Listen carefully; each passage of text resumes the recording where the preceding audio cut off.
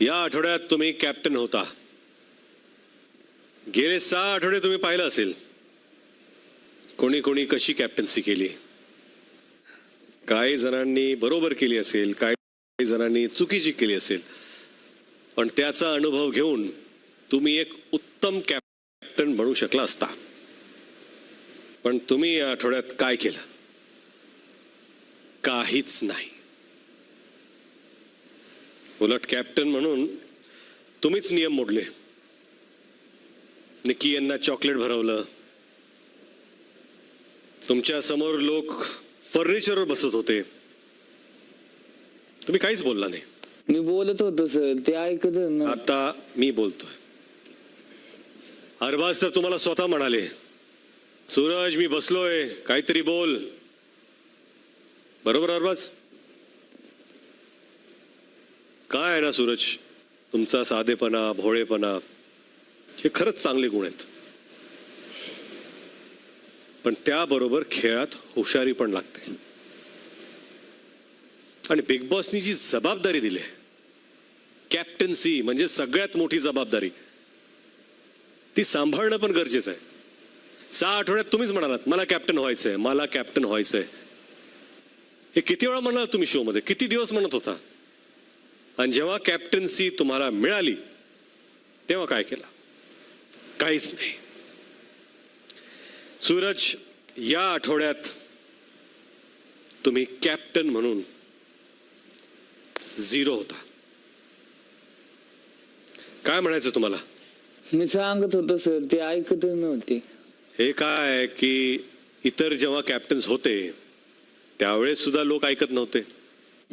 काही लोक ऐकायचे, काही लोक ऐकायचे नाहीत. कॅप्टन म्हणजे घराचा हेड असतो. काम कशी करून घ्यायची यात युक्ती लागते. तुम्ही मागून जबाबदारी घेतलेली आहे. कोण नियम मोडते की नाही याच्याकडे लक्ष दिलं पाहिजे. तुम्ही तुमचं काम करा. तुम्ही जर उभे राहिला नाहीत की नियम मोडले जात आहेत, लोक बघतील की तुमचं ऐकत नाहीयेत ते, की कॅप्टन म्हणून सूरज आपली ड्युटी करतोय पण लोकच ऐकत नाही, तर काय करायचं? यापुढे सूरज तुम्हाला आणखी काही जबाबदाऱ्या मिळतील, टास्क मिळतील. त्याच्यामध्ये तुम्ही चांगलं खेळावं म्हणून मी सांगतोय. चालतंय सर. पण जिथं तुमच्या चुका आहेत ते पण दाखवणं गरजेचं आहे. गेमवर लक्ष द्या. कॅप्टन्सी नाही झाली बरोबर सूरज. वर्षाची या सीझन मध्ये बिग बॉस यांनी ग्रोसरी, बाथरूम, बेड प्रत्येक गोष्टीची किंमत ठेवली. कारण काय की बाहेरच्या जगात पण आपण प्रत्येक गोष्टीची किंमत मोजतो. तीच किंमत आपल्याला या बिग बॉसच्या घरात ही मोजावी लागते. आणि मी बऱ्याच वेळा पाहिलं की या घरात ग्रोसरी कमीच विकत घेतली जाते. कारण आपल्याकडे तेवढे पैसेच नसतात. खेळ खेळत नाहीत, पॉइंट्स कमी मिळतात, बीबी करन्सी कमी मिळते, मग कशी घेणार विकत? आणि जेवढी तुम्हाला करन्सी मिळते त्यातून थोडीफार जी ग्रोसरी येते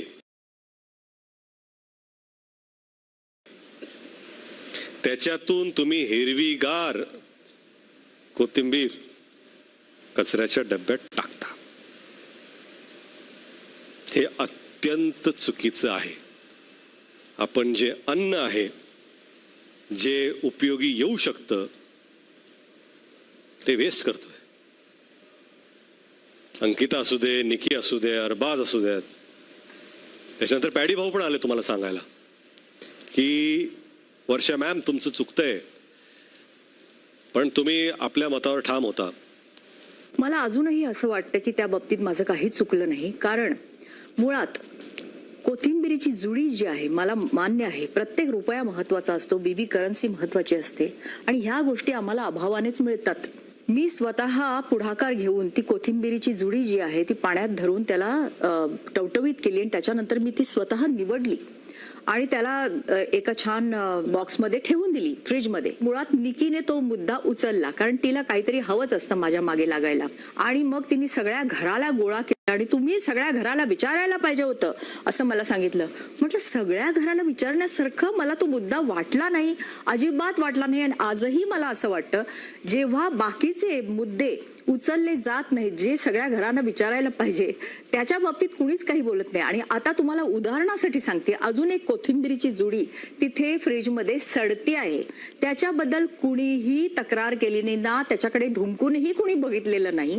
ती तशीच सडते आहे. तुम्हाला मी आत्ता इथे दाखवू शकते, कारण त्याच्या आधी पहिल्या आठवड्यात अंकिताने कोथिंबीर साफ केली होती आणि ती एका मोठ्या डब्यात ठेवली होती. त्यातली एवढी एवढी ती तर तिने रात्रभर बाहेरच ठेवली. जे एवढे दक्ष राहतात, स्वतःला एवढे दक्ष समजतात, आणि कोथिंबीर एवढी महत्वाची आणि प्रत्येक गोष्ट एवढी महत्वाची, मग तिला असं वाटलं नाही की रात्रभर ती बाहेर राहून सुकली जाईल तर नजर चुकीने राहील. वर्षाची काय आहे ना की प्रत्येक गोष्टीचा इम्पॉर्टन्स